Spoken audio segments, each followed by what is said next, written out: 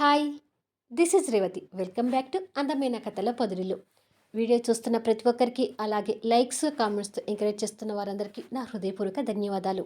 ఇక కథలోకొస్తే రేణు కోసం అశోక్‌తో సహా వాళ్ళ ఫ్యామిలీ మొత్తం ఎయిర్‌పోర్ట్‌కి వస్తారు కదా! ఆ తర్వాత నుంచి స్టోరీ కంటిన్యూషన్. 'ప్రేమ మనసులు' ఎపిసోడ్ నంబర్ 104. అశోక్ కార్‌లో ఎయిర్‌పోర్ట్‌కి ఎంటర్ అయ్యి, "నేను కార్ పార్కింగ్ చేసి వస్తానమ్మా. మీరు వెళ్ళి రేణు ఉందేమో చూడండి" అని అంటాడు. "అలాగే తమ్ముడు" అని భారతి, పూర్ణ కారు దిగి వెళ్తుండగానే చక్రవర్తి గారు కూడా వచ్చి వాళ్ళతో కలుస్తాడు. ముగ్గురు కలిసి లోపలికి వెళ్ళి రేణు కోసం వెతుకుతుంటారు.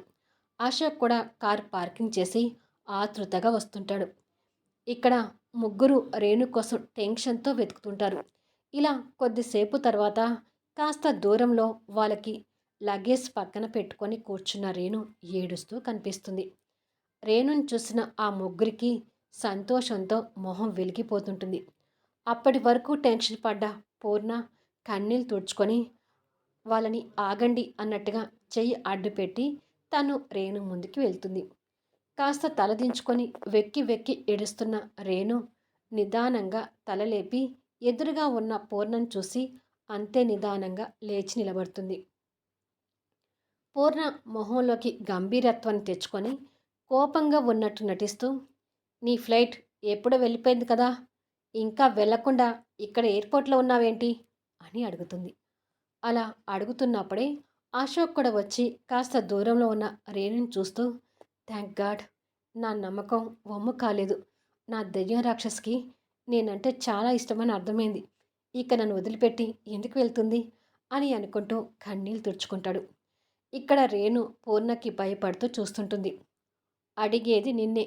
మలేషియా వెళ్లకుండా ఇంకా ఇక్కడ ఎందుకున్నావు?" అని సీరియస్ నటిస్తూ అడుగుతుంది పూర్ణ. రేణు కన్నీళ్ళు పెట్టుకుంటూ, "అశోక్‌ని వదిలేసి వెళ్ళలేకపోతున్నాను మేడం. మొండిగా వెళ్దామని ఇక్కడి వరకు వచ్చాను.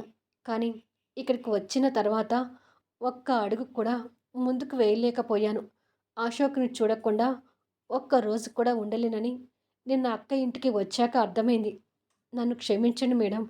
నేను అశోక్‌ని వదిలేసి ఉండలేను. దయచేసి నన్ను అశోక్‌తో ఉండనివ్వండి" అని వేడుకుంటుంది. రేణు మనసులో తన స్థానం ఏమిటో తెలుసుకుంటున్న అశోక్‌కి ఆనందంతో కన్నీళ్ళొస్తుంటాయి. మరో పక్క భారతి, చక్రవర్తి గారు కూడా రేణు మాటలకు ఎమోషనల్‌గా ఫీల్ అవుతుంటారు. రేణు కన్నీళ్ళు తుడుచుకొని, "కావాలంటే నేను మీకు నచ్చినట్టుగా మారిపోతాను మేడం. ఎలా అంటే చెప్పులు వేసుకొని ఇంట్లోకి రాను. రోజు మార్నింగ్ అంకుల్ టిఫిన్ చేసిన తర్వాతే నేను టిఫిన్ చేస్తాను. ఇంకా మీకు నాన్ వెజ్ అంటే ఇష్టం ఉండదు కదా! అందుకే నాకు ఎంతో ఇష్టమైన చికెన్ తినడం కూడా మానేస్తాను" అని తన అమాయకమైన మాటలతో అశోక్ మీదున్న ప్రేమని చూపిస్తుంటుంది. అశోక్ ఒక పక్క కన్నీళ్ళు పెట్టుకుంటూ, మరో పక్క తన మాటలకు నవ్వుతుంటాడు. రేణు అలా మాట్లాడేసరికి పూర్ణ ఎమోషనల్ని కంట్రోల్ చేసుకోలేక రేణుని గట్టిగా హగ్ చేసుకుంటుంది. రేణుకి ఏమీ అర్థం కాని పరిస్థితి. భారతి, చక్రవర్తి గారు దగ్గరికి వస్తే అశోక్ మాత్రం అక్కడే ఉండి పూర్ణ గారు రేణుని అలా హగ్ చేసుకోవడం పట్టరాని ఆనందంతో చూస్తుంటాడు. పూర్ణ రేణుని అలాగే హక్ చేసుకొని, "మీ ప్రేమను అర్థం చేసుకోలేకపోయినందుకు నన్ను క్షమించమ్మా" అని అంటుంది. రేణు ఆశ్చర్యపోతూ పూర్ణ గారికి ఎదురుగా నిలబడి చూస్తుంటుంది. ఆ పక్కనే ఉన్న భారతి, చక్రవర్తి వారి వైపు కూడా అంతే ఆశ్చర్యంగా చూస్తూ, "అసలు మీరందరేంటి ఇక్కడికి వచ్చారు?" అని అడుగుతుంది. "నిన్ను తిరిగి ఇంటికి తీసుకెళ్ళడానికే వచ్చామమ్మా" అంటాడు చక్రవర్తి గారు. ఆ మాటలకి రేణు అంతే ఆశ్చర్యపోయి చూస్తుంటే, పూర్ణ గారు రేణు మొహాన్ని చేతిలోకి తీసుకొని నుదుటిన ముద్దు పెట్టి, "నీలాంటి అమ్మాయి మాకు కోడలిగా రావటం మా అదృష్టం" అని అంటుంది. "ఏంటి మేడం ఇదంతా? నేను చూస్తున్నది అసలు నిజమేనా?" అని అడుగుతుంది. భారతి మాట్లాడుతూ, "నిజమే రేణు. లాస్య బుద్ధి ఏంటో బయటపడ్డాక దివ్యవంశిని కలిశాము. ఆ తర్వాత నిన్ను వెతుక్కుంటూ ఇక్కడి వరకు వచ్చాము" అని ఉన్న విషయం చెప్తుంది. రేణు సంతోషపడుతూ, "అంటే మేడం, నేను అశోక్‌తో కలిసి ఉండొచ్చా?" అని ఆశగా అడుగుతుంది. పిచ్చిదాన, నీ భర్తతో నువ్వు కలిసి ఉండటానికి నా పర్మిషన్ ఎందుకు? ఇప్పుడు చెప్తున్నాను, నువ్వే నా ఇంటి అసలైన కోడలివి. నిన్ను నా కోడలిగా మనస్ఫూర్తిగా అంగీకరిస్తున్నాను అని అంటుంది పూర్ణ నవ్వుతూ. ఆ మాటతో రేణు పట్టలేని ఆనందపడుతూ థ్యాంక్ యూ మేడం అని పూర్ణను హగ్ చేసుకుంటుంది. పూర్ణ రేణు తల నిమురుతూ మేడం కాదు, అత్తయ్య అని పిలువు అని అంటుంది. రేణు పూర్ణకి ఎదురుగా నిలబడి ఇదంతా కలో నిజమో కూడా ఇంకా అర్థం కావట్లేదు అని అంటుంది. కలో నిజమో తెలియడానికి అక్కడ నా కొడుకు ఉన్నాడు చూడు అని అశోక్ని చూపిస్తుంది. దాంతో రేణు అశోక్ ఒకరినొకరు అభిమానంగా చూసుకుంటారు. ఇక మనం వెళ్దాం పూర్ణ, వాళ్ళిద్దరూ వాళ్ళ కారులో వస్తారు అంటాడు చక్రవర్తి గారు. అలాగేనండి అని త్వరగా వచ్చేయండి అని రేణుకు చెప్పి ముగ్గురు వెళ్తారు. తర్వాత రేణు కన్నీళ్ళు తుడుచుకొని అశోక్ దగ్గరికి వస్తుంది. అశోక్ కాస్త బెడ్ చూపిస్తూ పక్కకు తిరిగి వెళ్ళకుండా ఎందుకున్నావు? మలేషియా అన్నావు కదా, వెళ్ళు అంటాడు. నిజంగానే వెళ్ళమని చెప్తున్నావా అశోక్ అని అడుగుతుంది. నిజమే చెప్తున్నాను, వెళ్ళు అంటాడు ఇంకాస్త బెడ్ చేస్తూ. ఏది ఒక్కసారి నా మొహం వైపు చూసి చెప్పు అంటుంది రేణు. చెప్తాను, నాకేమైనా భయమా అని తన వైపుకు తిరిగి మొహంలోకి చూస్తూ వెళ్ళి పో అని అనబోయి మళ్ళీ ఆగి తన బుగ్గల మీద పడుతున్న డింపుల్స్ని ఆశగా చూస్తుంటాడు. రేణు డింపుల్స్తో నవ్వుతూ నీ లవ్ డింపుల్స్ చూసుకొని చాలా రోజులైంది కదా అని అడుగుతుంది. అశోక్ ఆనంద బాష్పాలతో తన మొహాన్ని చేతిలోకి తీసుకొని డింపుల్స్ తడుముతూ రోజులు కాదే సంవత్సరాలైంది నా లవ్ డింపుల్స్ చూసుకోవాలని ఎంతగా ఎదురు చూశానో తెలుసా అని అంటాడు. నేను మాత్రం ఎక్కడ ఈ లవ్ డింపుల్స్ బయటపడి నీ మీదున్న ప్రేమ బయటకు తెలుస్తుందేమోనని ఎంత జాగ్రత్త పడ్డానో తెలుసా అని అంటుంది. పిచ్చి మొద్దు, ప్రేమను దాచుకోవాల్సిన అవసరం ఏంటి? అసలు నన్ను వదిలేసి నీకు ఎలా వెళ్ళాలనిపించిందే అని అడుగుతాడు. నువ్వు మాత్రం నన్ను వదిలేసి 2 సంవత్సరాలు అమెరికా వెళ్ళలేదా అని అడుగుతుంది. నేను వెళ్ళింది 2 సంవత్సరాలు కాదే, 2 యుగాలు. నిన్ను చూడని ఆ 2 సంవత్సరాలు నాకు 2 యుగాల్లాగా గడిచాయి అంటాడు కన్నీళ్లు పెట్టుకుంటూ. అశోక్ కలలో కన్నీళ్ళు చూసిన రేణు చలించిపోతూ అశోక్ని హక్ చేసుకొని ఎందుకురా నేనంటే నీకు అంత ఇష్టం అని అడుగుతుంది.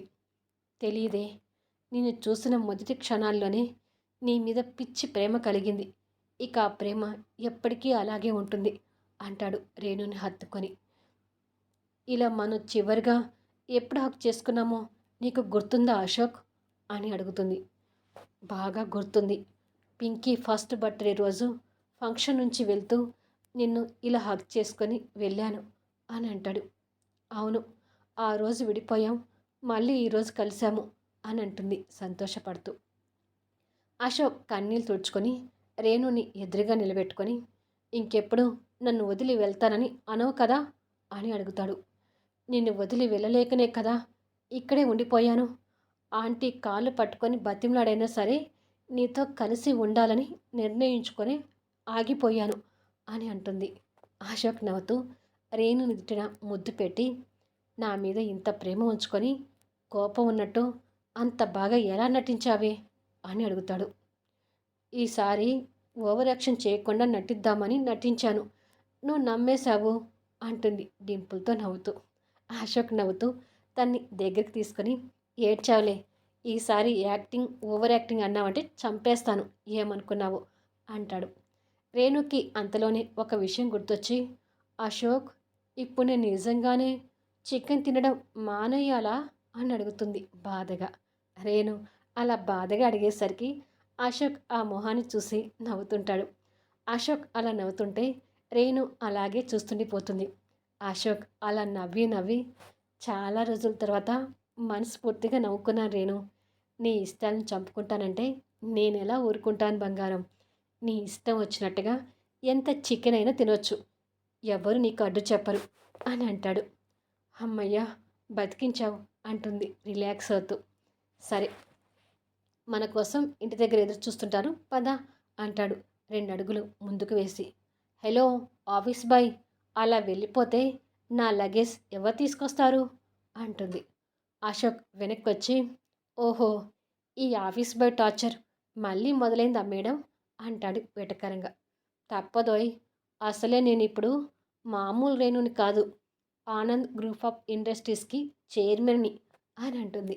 అవును కదా, మర్చిపోయాను చైర్మన్ గారు అంటాడు ఒక చేయితో తన లగేజ్ని పట్టుకొని, మరో చెయ్యి రేణు భుజం చుట్టూ వేసి తీసుకెళ్తూ. అశోక్ రేణు గడప దగ్గరికి రాగానే పూర్ణ గారు దిష్టి నీళ్ళతో కొడుకు కోడలికి దిష్టి తీస్తుంటుంది. పూర్ణ వెనుకబడ్డ పూర్ణ వెనక నిలబడ్డ చక్రవర్తి గారు, భారతి, వెంకటమ్మ అశోక్ రేణుల్ని అలా చూసుకొని సంతోషపడుతుంటారు. అశోక్ రేణు మొహాలో కూడా ఆనందం వెలిగిపోతుంటే, హాల్లో సోఫాలో కూర్చున్న లాస్య మాత్రం దెబ్బలతో చెంపలు కందిపోయి ఏడుస్తుంటుంది. జగదీష్ పైనుంచి అదంతా చూస్తుంటాడు. పూర్ణ దిష్టి తీసి ఇద్దరిని ఆహ్వానించగానే అశోక్ రేణు ఒకరికొకరు చేయి పట్టుకొని నవ్వుతూ లోపలికొచ్చి ఏడుస్తున్న లాస్యని చూస్తారు. అశోక్ రేణుకి లాస్యని అలా చూడగానే బాధ అనిపిస్తుంటుంది. అశోక్ లాస్యని అలా బాధతో చూస్తూనే, లాస్యని మళ్ళీ కొట్టావా అమ్మా అని తల్లిని అడుగుతాడు. పూర్ణ లాస్య వైపు కోపంగా చూస్తూ, కొట్టడం కాదు, చంపేసిన పాపం లేదనిపిస్తుంది. కన్న కూతురి కంటే ఎక్కువగా పెంచాను దీన్ని, చివరికి నా పెంపకాన్ని అవమానించేలా చేసింది అని తిడుతుంది పూర్ణ. రేణు బాధపడుతూ లాస్య దగ్గరికి వెళ్ళి తన భుజం మీద చేయి వేసి లాస్య అని పిలుస్తుంది. లాస్య ఏడుస్తూనే లేచి నిలబడుతుంది. రేణు లాస్య కన్నీళ్ళు తుడుస్తూ, మీ బావ మీద నువ్వెంత ఆశపడుతున్నావో నీ వ్యక్తిత్వాన్ని నువ్వే దిగజార్చుకొని మాట్లాడినప్పుడే అర్థమైంది లాస్య. కానీ మీ బావ మనసులో నువ్వు లేనప్పుడు నువ్వు మీ బావని పెళ్లి చేసుకున్నా సంతోషంగా ఉండలేవు లాస్య అని అంటుండగానే అశోక్ కూడా దగ్గరికి వచ్చి, రేణు చెప్పేది నిజం లాస్య. నా మనసులో రేణుకు తప్ప మరొకరికి చోటు ఇవ్వలేను. మన ఇద్దరికీ పెళ్ళైనా రేణుని నా మనసులో పెట్టుకొని నిన్ను భారీగా చూడలేకపోయేవాణ్ణి. దాంతో ఇద్దరం సఫర్ అయ్యేవాళ్ళం. మన ఇద్దరి జీవితాలు నాశనం అయ్యేవి. ఇంకొక మాట ఏంటంటే, ఫస్ట్ టైం అమ్మని నిన్ను ఒకేసారి చూసినప్పుడు నువ్వు అమ్మ ఒడిలో పడుకొని ఉన్నావు. అప్పుడు మీ ఇద్దరి మధ్య ఉన్న సన్నిహిత్యం గురించి అక్కని అడిగితే, పేరుకే అత్తా కోడలు కానీ తల్లి కూతురిగా ఉంటారన్నది.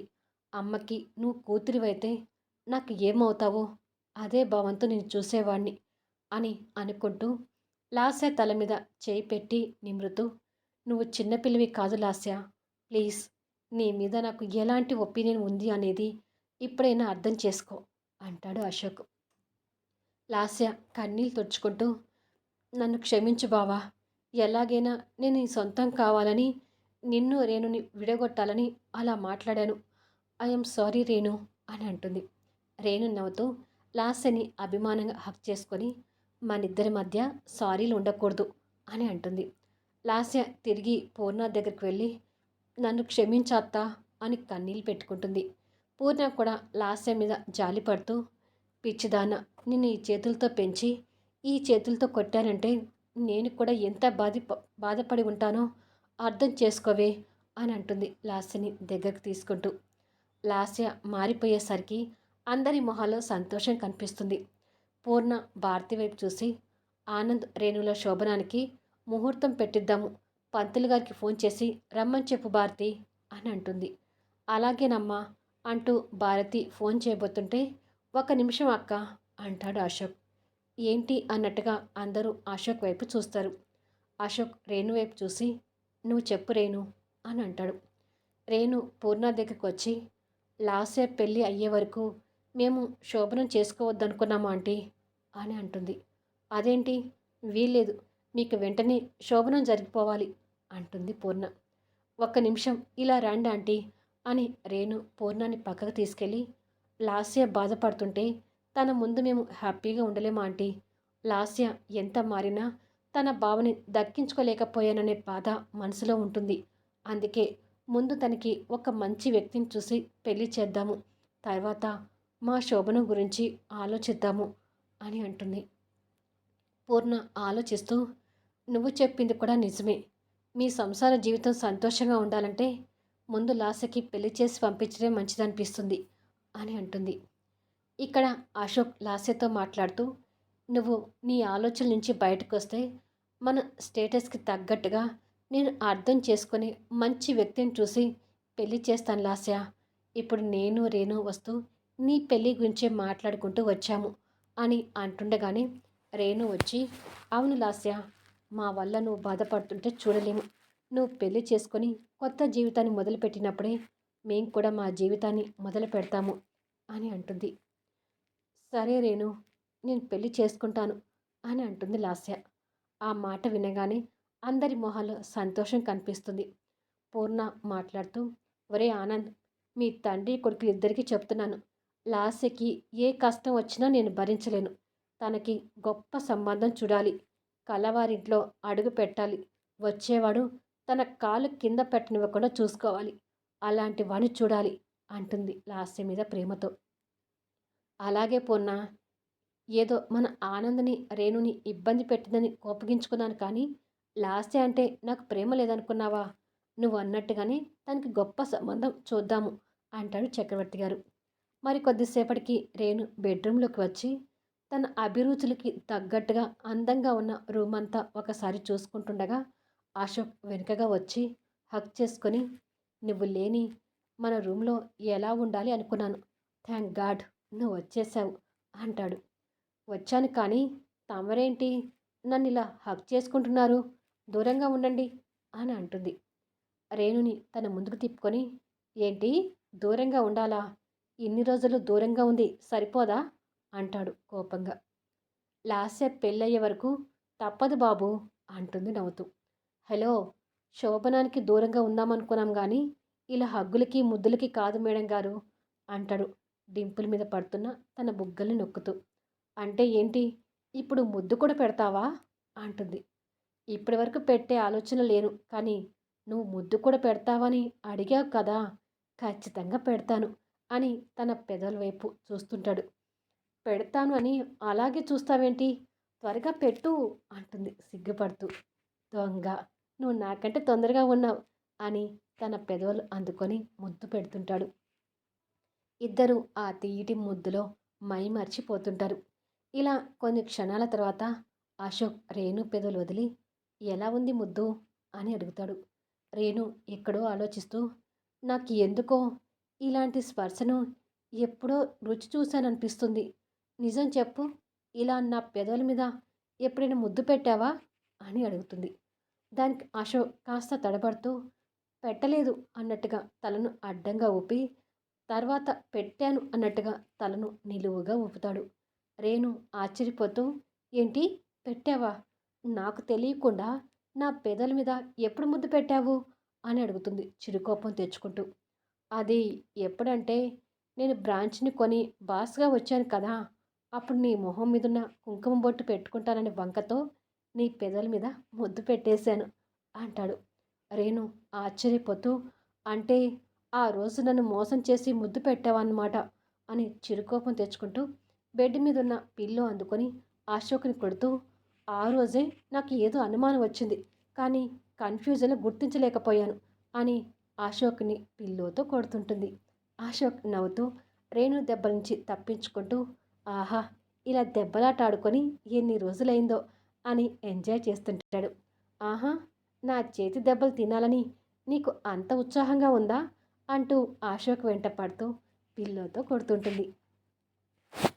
ఇంకా వాళ్ళ అల్లరిని నెక్స్ట్ ఎపిసోడ్లో చూద్దాం. ఈ వీడియోపై మీ అభిప్రాయాలు తెలుపుతూ కామెంట్స్ ఇవ్వండి. అలాగే లైక్స్ ఇచ్చి ఎంకరేజ్ చేయండి.